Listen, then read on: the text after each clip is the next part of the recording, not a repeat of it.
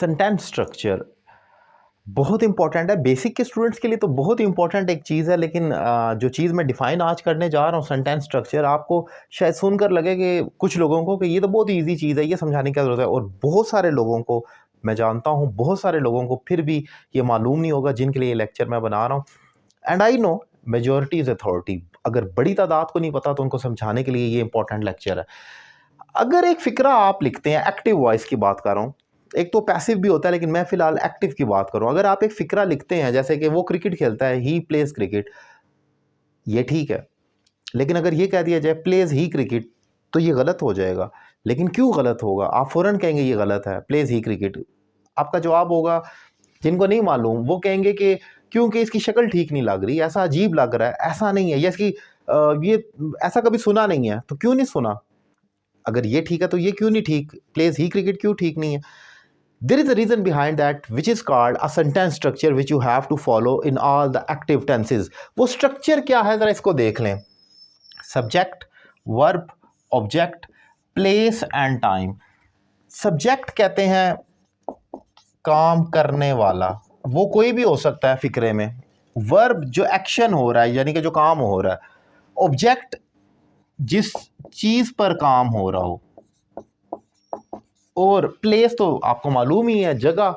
और टाइम तो वक्त को कहते हैं। वो असल चीज़ ये है, सब्जेक्ट, वर्ब और ऑब्जेक्ट। आपकी प्लेसमेंट ये होती है, सबसे पहले काम करने वाला आता है, फिर काम आता है, और फिर जिस चीज़ पर काम किया जा रहा हो वो आता है।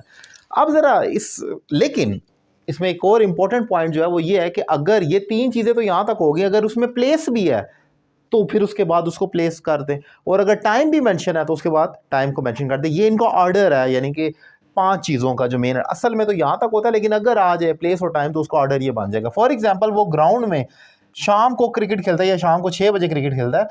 अब जरा इसे देख लें, he plays cricket in the ground eight 6 PM। अब जरा गौर कर लें, सबसे पहले सब्जेक्ट, काम करने वाला, फिर जो एक्शन हो रहा है वर्ब, फिर किस चीज़ पर काम हो रहा है, वो क्रिकेट खेलता है तो वो फिर ऑब्जेक्ट, एंड उसके बाद हमने प्लेस को भी तो मेंशन करना, उसमें फिक्रे में मौजूद है, तो इन द ग्राउंड, के ग्राउंड में वो खेलता है।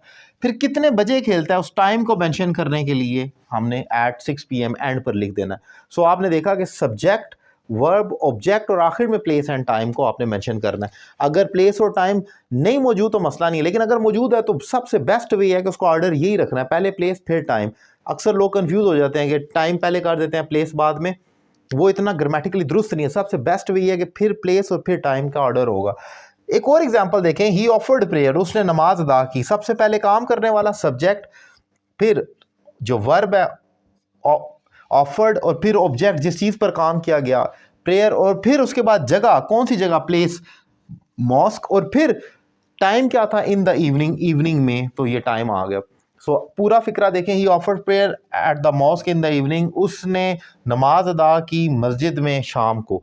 तो आप गौर करें, अगर सबसे इंपॉर्टेंट पॉइंट जो है वो ये है कि सब्जेक्ट, वर्ब और ऑब्जेक्ट ये तो एक्टिव टेंसेस में होना ही होना, लेकिन अगर प्लेस एंड टाइम आ जाए तो उसका ऑर्डर आपने इस तरीके से रखना है जो मैंने आपके सामने डिफाइन किया। और कंफ्यूज होने की जरूरत नहीं है। बेसिक स्टूडेंट्स को, उनको ये बाज़ दफ़ा बहुत ही बेसिक के लोग होते हैं तो वो उनको ये भी नहीं पता लगता कि जैसे मैंने यहाँ पर एग्जाम्पल लिखी है, ही प्लेज क्रिकेट, वो कोई ऐसा लिख देंगे ना, प्लेज ही क्रिकेट प्लेज लिख सकते हैं। आपको लगेगा सुनकर हैरत या अजीब लगेगा, लेकिन ये होता है। मैं आपको एक छोटी सी चीज़ बताऊं, जिन लोगों को इंग्लिश की, चले बात कर लेते हैं टू द पॉइंट, रेलिवेंट होकर, जिन लोगों को इंग्लिश आती है, वो जो जिनको नहीं आती ना, तो उन पर हंसी आती है। मुझे तो नहीं आती बीइंग अ टीचर, क्योंकि मैं इतने लोगों को पढ़ा चुका हूँ, रंग बिरंगे उनके एरर, मिस्टेक सुन कर मुझे उस पर ना हंसी आती है कुछ। मुझे लगता है कि ये ऐसे है, उसको ठीक ऐसे किया जा सकता है ऑनलाइन जब हम क्लासेस लेते हैं।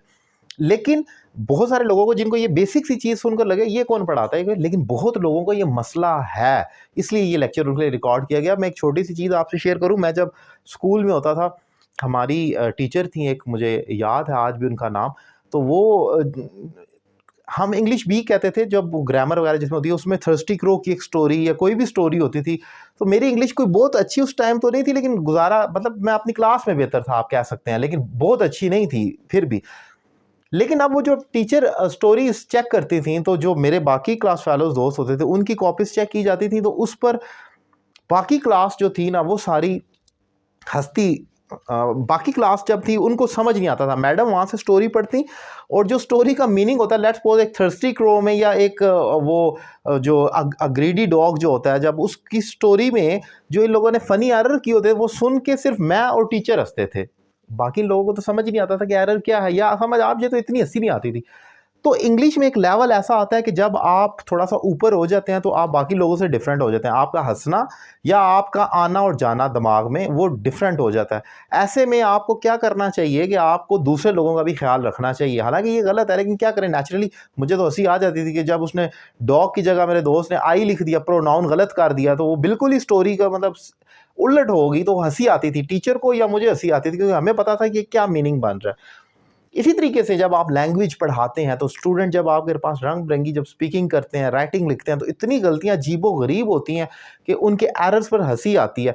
लेकिन जब आपको ज़्यादा इंग्लिश का आपके पास नॉलेज हो जाता है ना, तो फिर आप उस लेवल से ऊपर आ जाते हैं, फिर आपको हंसी नहीं आती, फिर जो you just treat them like a patient. एक पेशेंट है, उसकी एक बीमारी, आपने उसको हल कर देना, उसको सॉर्ट आउट करना है। तो इस जो समझाना चाह रहा था वो ये कि बेसिक चीज़ है, बहुत ही बेसिक, के क्लास के फर्स्ट सेकंड क्लास के बच्चों को पढ़ाई जाती है, लेकिन even apart from this fact, इस हकीकत के बावजूद भी एडवांस लेवल के स्टूडेंट्स को भी सेंटेंस स्ट्रक्चर, एक्टिव टेंसेस का नहीं मालूम होता, जो मैंने डिफाइन किया। इंपॉर्टेंट चीज़ है। उम्मीद करता हूँ आपको लेक्चर पसंद आया होगा। मेरे दीगर लेक्चर देखने के लिए यूट्यूब चैनल सब्सक्राइब करें और ऑनलाइन क्लासेस लेने के लिए नंबर आपकी स्क्रीन पर मौजूद है। Thank you very much.